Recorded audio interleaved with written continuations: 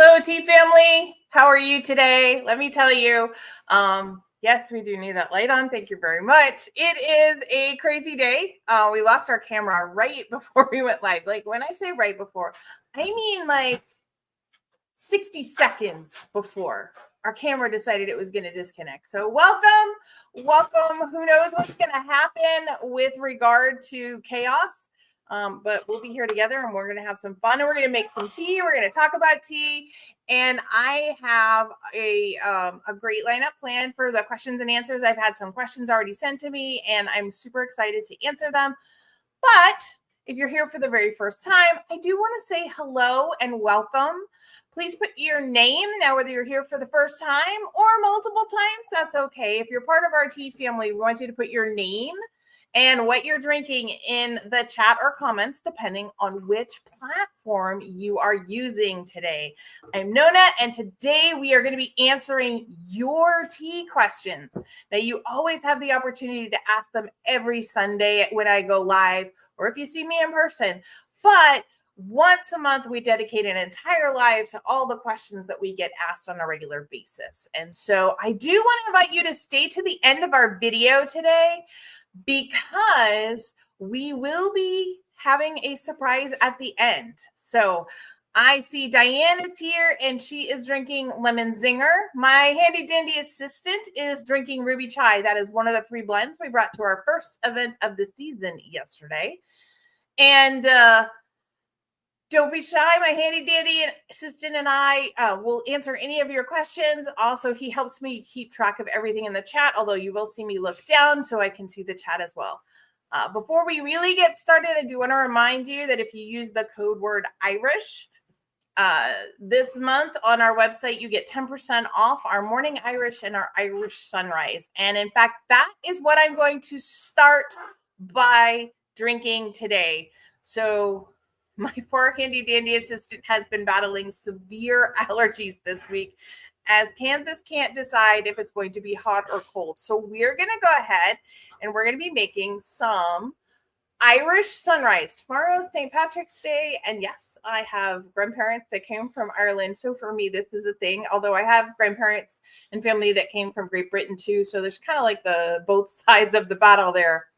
But this is Irish Sunrise. This is our morning Irish blend, which you know is our most caffeinated blend. But this also has the cinnamon that I love from Serene Sunrise. Now, typically, this is only available in one of our sampler sets, specifically our Advent tin.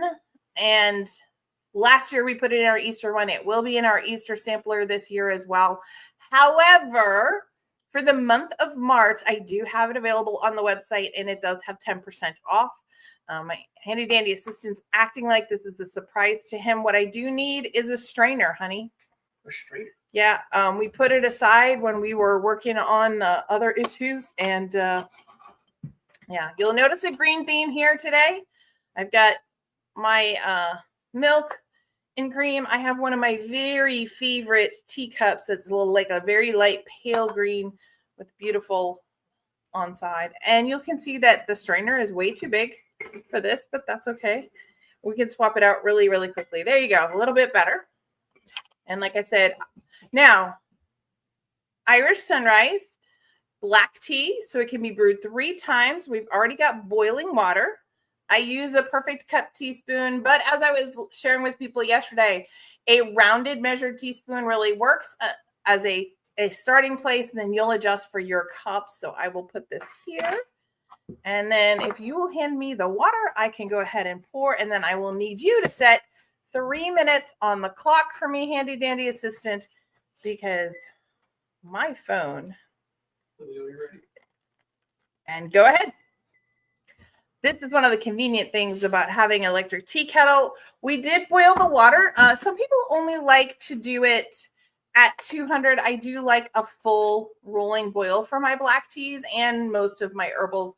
I find it really extracts the flavors better. They need and want that extra heat. I would not use boiling water for a white tea or a green tea or anything on that idea. But for my black teas and my herbals, I do, and I do recommend it.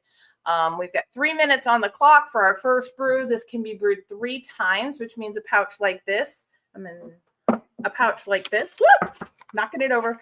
We'll have approximately 33 cups. Now, while I'm talking about this, I do want you all to go ahead and in the comments or the chat, depending on your platform, put any questions you have that you didn't get to me during the week or that you just thought of today that you want to be doing. So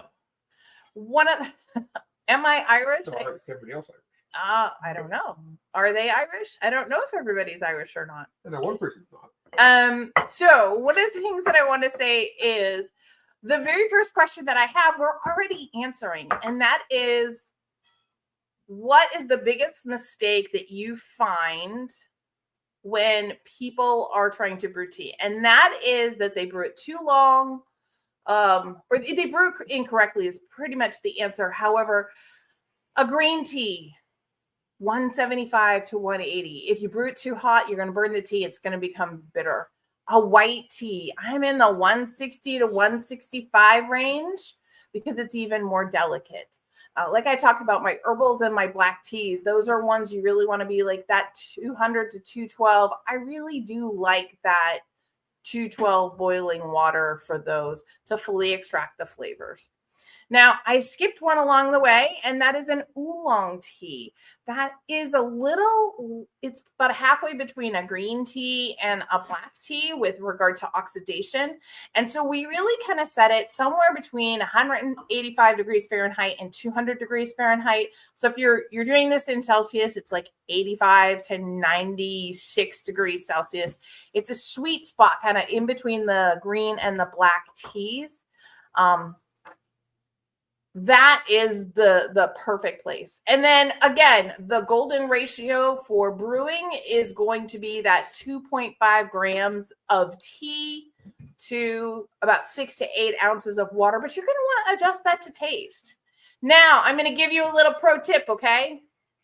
Put you ahead of everybody else. I am going to need that cup back to put this strainer in a sec. One of the things that I always say is you'll notice that I put the tea down in my strainer first, and then I pour the water over the tea. All righty. There we are. Put that to the side. And again, trying to get adjusted here. Irish Sunrise is what I'm drinking. This is what I'm recommending. If you want to get some, to get it in March, especially since you can get it 10% off. Now, this is a stronger brew, and at this point, I do want to treat myself today, and I'm going to use one little sugar cube. That's actually a lot. I'll probably say that's too sweet. I am using my cute little tongs. These are just really fun when you set the very fancy table. Just like I have one of my little tiny silver teaspoons. They're really, really fun when you want to set the table. So I'm going to do just a casual little stir. Then I'm going to put it there. You notice no clinking on the cup. We talked about that before. And then I'm going to add some milk. And that clump you saw, that is the cream. Because where we get ours, we get actual from a farm just down the street. Hildebrand, they are amazing. They actually have our teas in their farm store, and we love that. But we've been getting our milk there for years, long before they started stocking our teas, because I get to see my cows. You've heard me say I get to see my cows on my way to work and wave to them and say hello. That is always super sweet. But I like a milk tea. I like milk in my black teas. So there we go. Okay, Diane, I see your question about tea pets, and we will get to that. So I was talking about, I poured the water over the teas instead of dropping the tea into water. And that is actually the preferred method. So here's your pro tip. The reason why we do it that way is it's going to give even saturation. When I pour the water over the leaves, it evenly soaks all of them at the same time, allowing for a very balanced infusion in the water.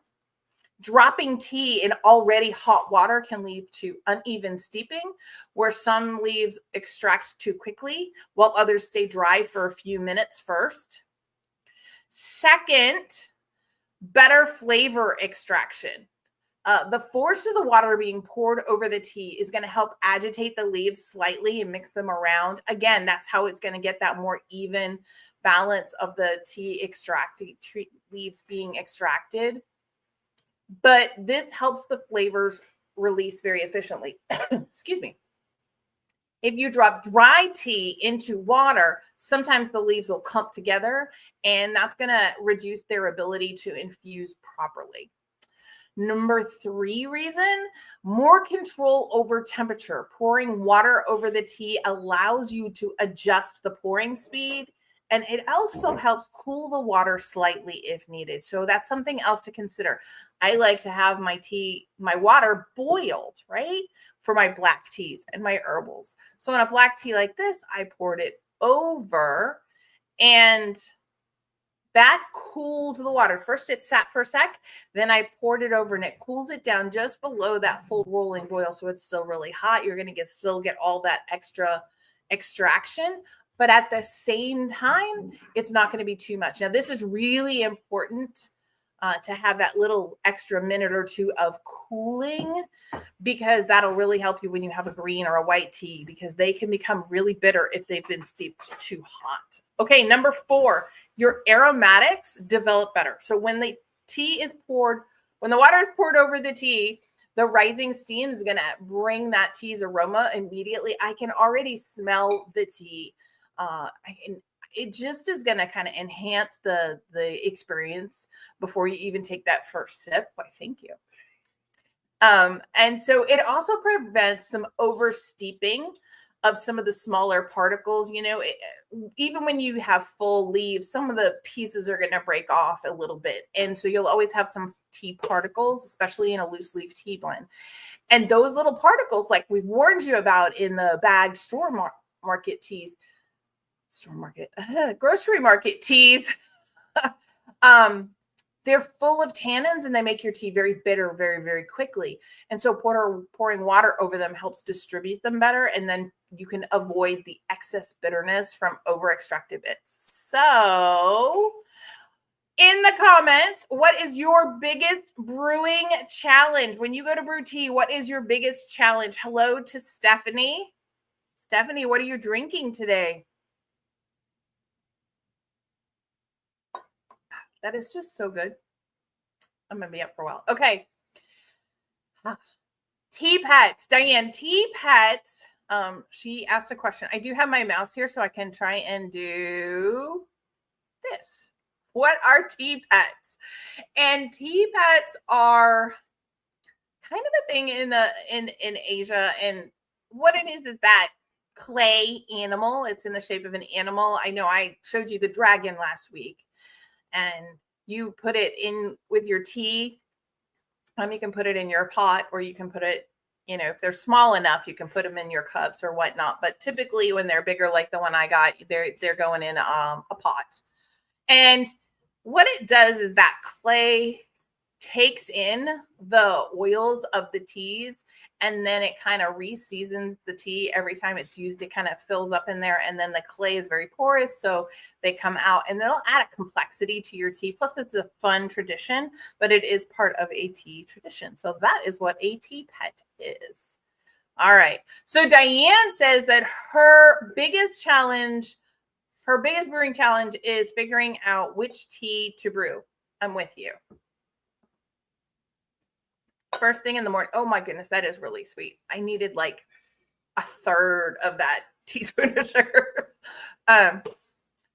First thing in the morning, I'm going with my favorite 95% of the time. But there are days that I'm like, okay, so what do I want for a tea when I come home from work? And I'm like, what do I want? Do I want a green tea? Do I want an herbal? Do I want a black tea? There's no way to know. That is a difficult challenge that we all face. I appreciate it. Okay, so again, while you're here, if you come up with a question, just put it in the chat or comments, depending on the platform. And right now, I am going to try and do this. All right. And I don't think I have one for that. Okay. So how can you tell the difference between like a high quality tea versus a lower quality tea? And what I'm going to say is, first, look at it. Do a visual test. You want to look for whole, unbroken leaves. That's going to mean a higher quality. Thinnings or the dust, what we see in the cheap supermarket teas, that's going to be a much lower quality. You also have the scent test. Now, this one is a challenge because so many manufacturers, when they want to do bulk, they will use sprayed on flavors and scents, and it allows them, I get why they do it. Those sprayed on flavors and scents are something we never do because we only want 100% organic, non-GMO ingredients. However, what I will tell you is the issue comes when you want to have a flavor combination and you can't quite do it. Like, I can't bring that flavor in effectively to the tea. I have some limitations. I might have something that is a super watery berry, right? And I can't freeze dry it enough. Or it might be something I can't freeze dry. And like I might want to add like a honey flavor to my tea without adding honey itself. And you can't freeze dry honey or anything like that. So it becomes a challenge for me because of the way we do our teas here. But your big manufacturers, they can spray on those flavors and those scents. And so you really have to make sure that you're not smelling the additives, you're actually smelling the tea. So long story, but something definitely to watch out for when you're trying to use aroma. But a fresh tea should smell vibrant and strong.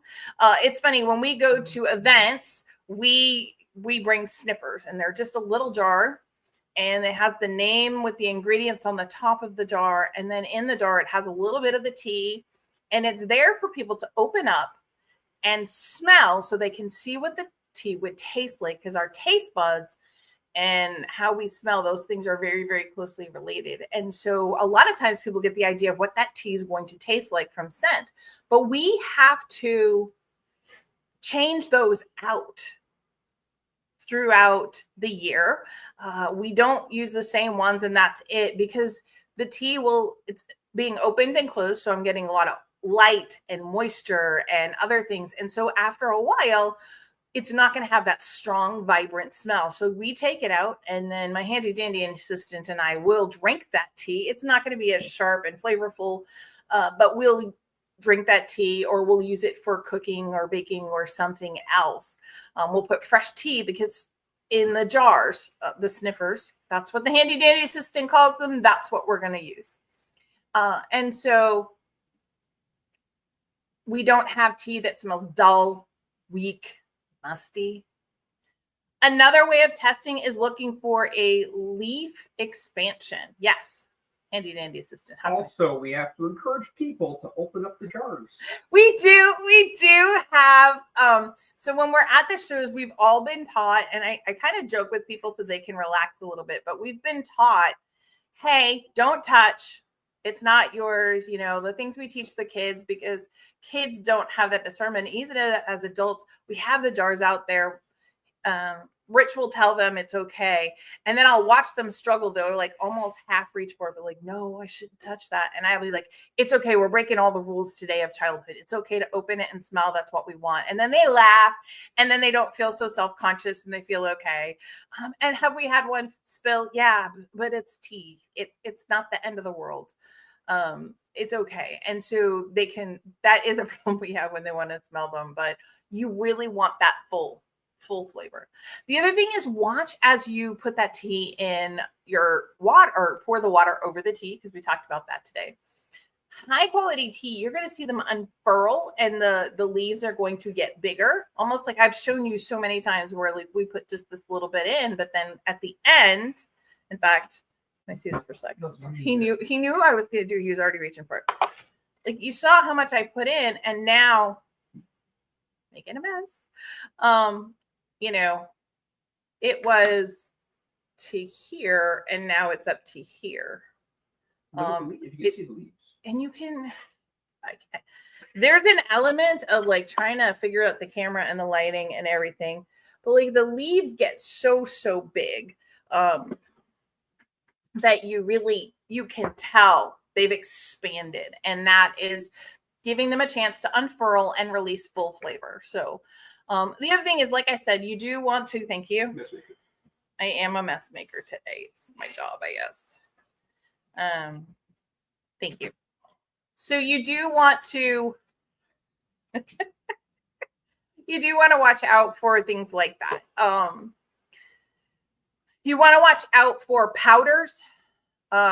Tea powders, those are usually way lower quality. You want to look out for the dust and the fannings, prepackaged stuff. You really want it to make it fresh. Now, there's a difference when I talk about bagged tea, and I'm going to talk about bagged tea a little bit today. There's a difference between you putting tea in a tea bag and pre-bagged tea. So even if I have some people that go on our website and they order tea and they want it pre-bagged, and we don't have a problem with that. But what ends up happening is you're taking fresh tea, you're putting in a bag, and then you're properly storing it again. And so it's not optimal, because you really, it's always better to have a fresh brew with like infusers and things like that. But it's not as bad. Really, though, you got to look at the bags, and I talk about how big the tea bags are that I use. I know Diane said before she really likes those tea bags because they're bigger. They're going to really allow the tea leaves to expand, things like that. So, and the different grades of tea, pay attention to the different grades of tea. If you want me to do a live that talks on a Sunday that talks about tea grading and how they figure it and things like that, go ahead and put an X in the chat or comments. So put an X or a in the chat or comments, and I will put that on the agenda for one particular time. Okay, so let's see. Longer. I'm trying to look. I had some questions come up. Okay, and I want to make sure I'm looking at comments. Okay. Does loose leaf tea last longer than tea bags? Well, yes, if stored correctly. So storage tips: airtight container, not plastic, tin, opaque glass. You don't want that light getting in. A cool, dry place, no fridge. Teas are going to absorb odors. I had someone question, they wanted to make sure their tea was going to last long enough. And they were like, should I put it in the freezer? And my immediate response is always no. It's going to absorb flavors, even if it's packaged. Sometimes it's going to have some moisture coming in. That's not what we do. We want to keep our tea away from light and humidity, because this will affect the flavor, and it will cause the tea to deteriorate or age faster. You only have about a year is rule of thumb.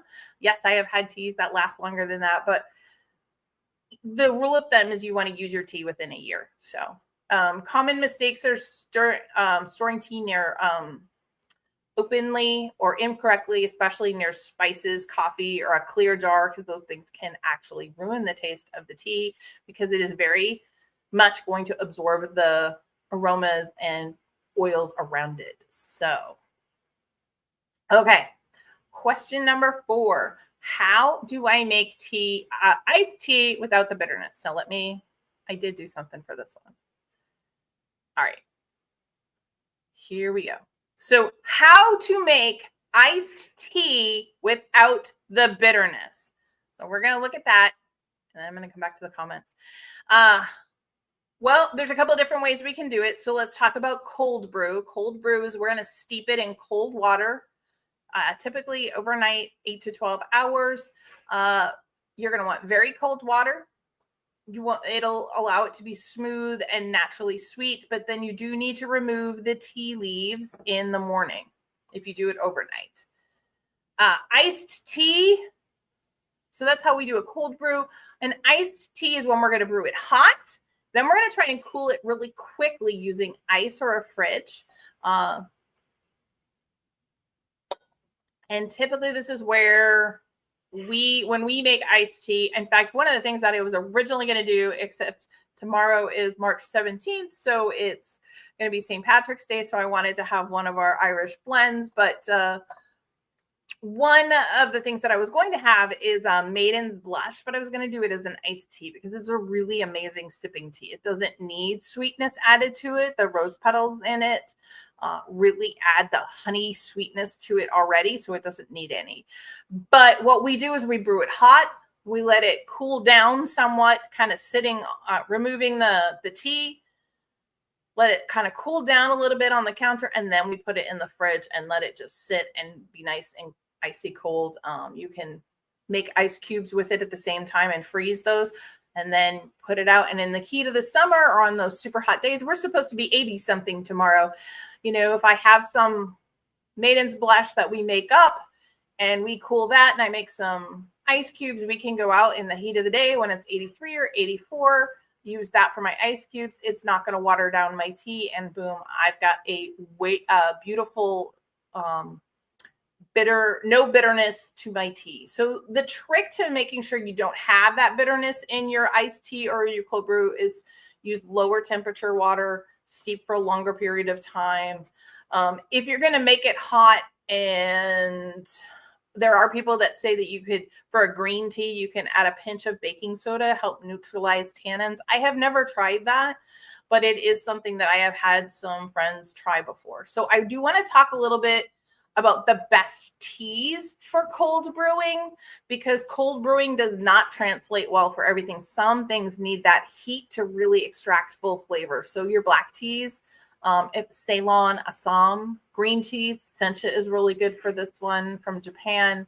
Herbals, hibiscus, rooibos, mint, those are all still going to be really, really good. It actually, even chamomile does pretty well. And that's why our evening mint is so popular. A lot of people brew it up and then, or they cold brew it and they have it right before bed. And so that is where we are. All right. Have I surprised you with anything yet? You can put yes or no in the chat or comments. Okay. I do want to, let's see, what was our next question? This one. It always looks so good, and I think it's going to work, and then it doesn't. Never mind. I'm not going to worry about that right now. Okay. So someone said yesterday, is loose leaf tea worth the price? And I was always like, yes. So loose leaf tea, in my opinion, is worth the little bit higher of investment. And then I explained that it's typically actually more cost effective. You get more cups per ounce because you can brew it 3 times. Plus you get in tea bags, you get usually about 20 tea bags for $10. So you'll get, 20 tea bags, you'll get 20 cups. Whereas 3 ounces, well, actually, let me put it this way, 2 ounces for $15, but that is 60 to 66 cups of tea. So when you do the math, re-steeping saves you money. The higher quality loose leaf teas can be steeped the 3 times and still have great flavor. The quality is going to be higher. Your loose leaf teas are going to be more natural, full body taste versus the dusty bagged tea. And again, I'm talking about the bagged tea that's commercially made. That's all the dust in the fannings, not the tea bags that you may put your loose leaf tea in. I just want to be really clear on that. I think they add sawdust in it too. I don't think they add sawdust, handy dandy assistant, but I haven't caught them doing that yet. So some teas taste like it. Some teas taste like it. All right. So our next question is loose leaf tea healthier than the bagged teas? And is it really healthier overall? All right. Well, yes. Loose leaf tea is going to have more nutrients and antioxidants. It's just like food.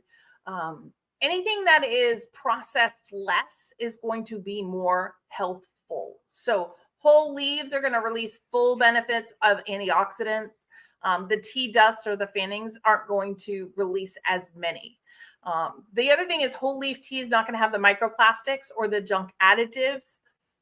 Most tea bags contain plastic fibers. And so even if it's a paper tea bag, you might be getting plastic that you're consuming. Part of that too is that's one of the reasons why the tea bags, when we get them, we have one specific place we get them from because they don't have any metal in them. They don't have any plastic in them.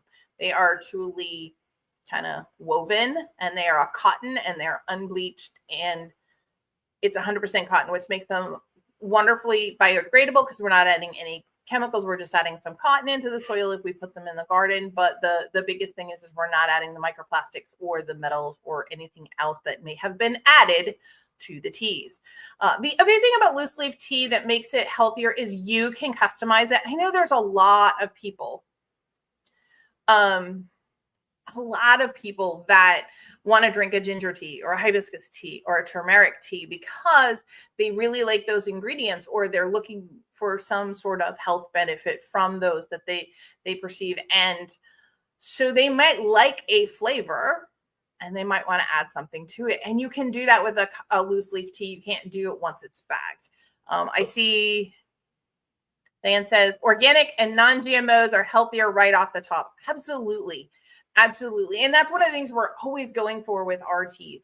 And that's one of the things. So for cough medicine, if you know me personally, you'll know that our family heard a long time ago, many, many years ago, about taking fresh rosemary, about an inch of it, bruising it up with your fingers, putting it in hot boiling water for about a cup is perfect for coughs. Now, every once in a while, if your cough is really bad, you're going to have to go to the Robitussin with codeine or whatever the really strong prescription stuff is. But 99% of our coughs have been really effective with the rosemary tea, and you can add a little honey or not. Now, that's not a tea that we sell because you can bring your own fresh rosemary into it.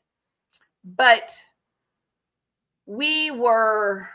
Rich was fighting allergies. I said he's had extraordinarily difficult allergies this last week, and he's really, really been suffering. And one of the things what he's been doing is he's made lemon zinger tea. The lemon's very soothing to him.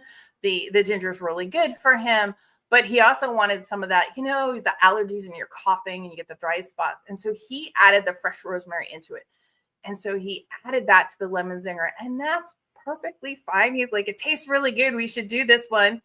But I'm going to share that with you. That's how you can customize your tea and add something else in there. I know I have a friend who absolutely loves cinnamon. I could just make cinnamon and water, and she'd be like, I don't think there's enough cinnamon in it. But that's one of those things. If she likes serene sunrise too, and so she wanted to add a little more cinnamon in it, she could. If she wanted to add something else in it, you can do that with a loose leaf tea that you cannot do with a bagged tea. All right. About orchard. Okay. So Sunlit Orchard and Ancient Green Dragon would make a good cold tea. Yes. Sunlit Orchard would make a good cold tea. And that's one of those things. We do test our teas both hot and cold before we put them out. And we've had a blend before that we loved, but it was really only good hot. It didn't taste anywhere near as good cold. Again, it comes back to some flavors really need that heat first. So it definitely wouldn't have been recommended for a cold brew. We decided not to go with it and change it up a little bit, but Ancient Green Dragon is amazing cold. I have personally had it. I think it's good hot, cold, or anywhere in between. And the Sunlit Orchard, I really did enjoy that cold. Some people prefer heating it up and then cooling it down. Yeah, I do.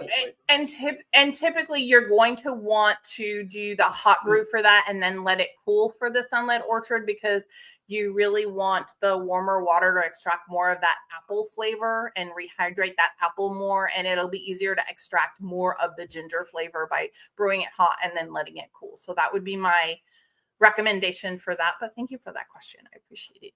All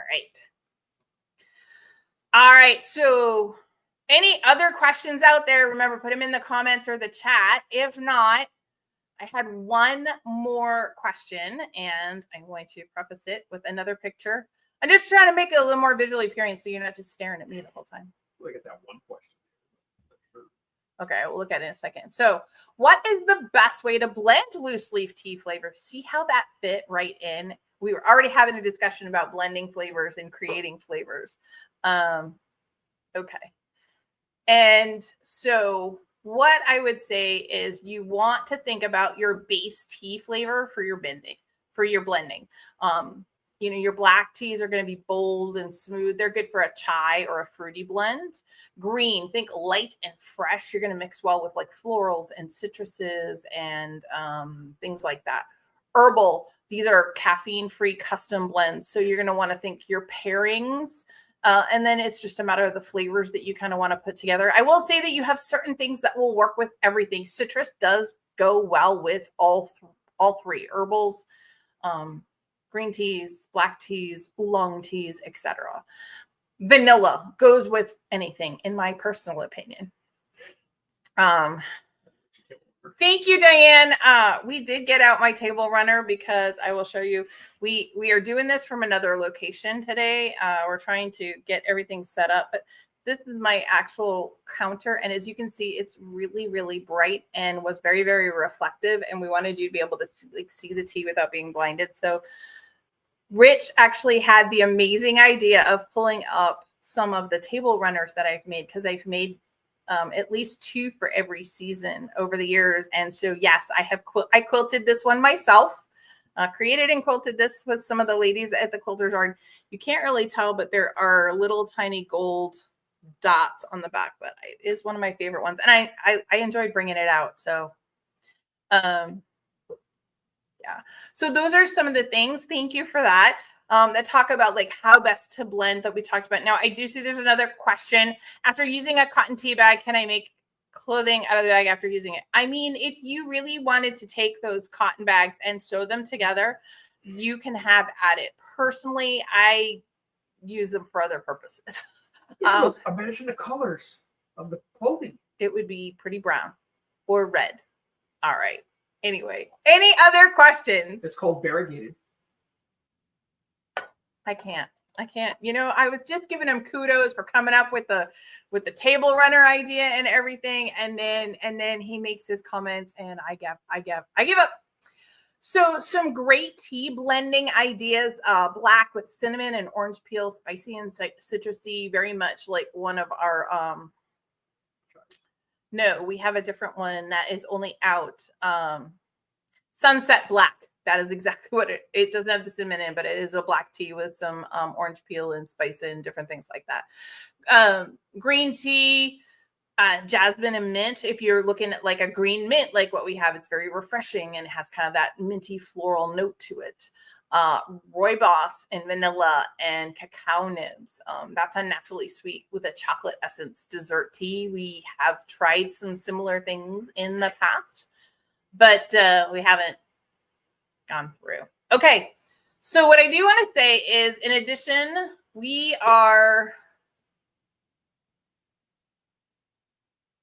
I talked about a giveaway or a surprise at the end of this. And so here's what I'm going to do for everybody who's still with us. I do have our April 10th tea live sale and party.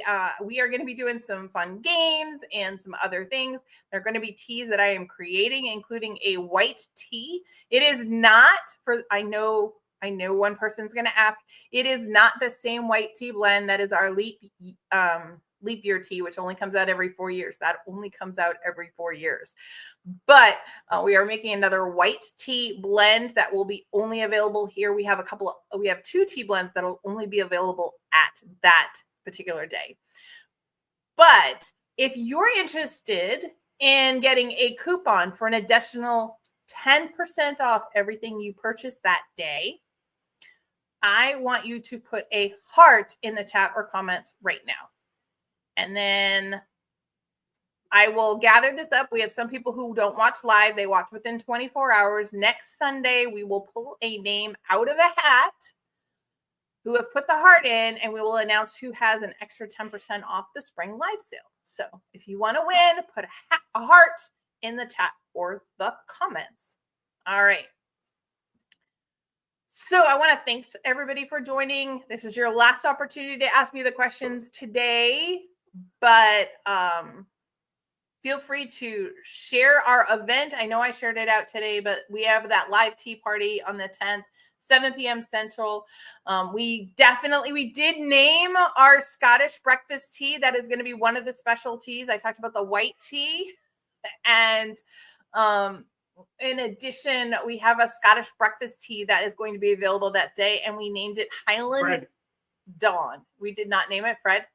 But Highland Dawn is going to be the name of our Scottish breakfast tea. VIPs, you're all my VIPs, but I've also told you about the white tea that's coming that will be there. That tea will also be one of the teas, but I have a second tea that's coming out in May, and that is for my VIPs only. More on that later. I just wanted to kind of give you up. So thanks for joining me. All right. Before you leave, let me know in the comments or the chat, what was your favorite tip today, or the question that you really liked the most? So if you're putting that in the chat, I'll give you a second in case anybody else has anything.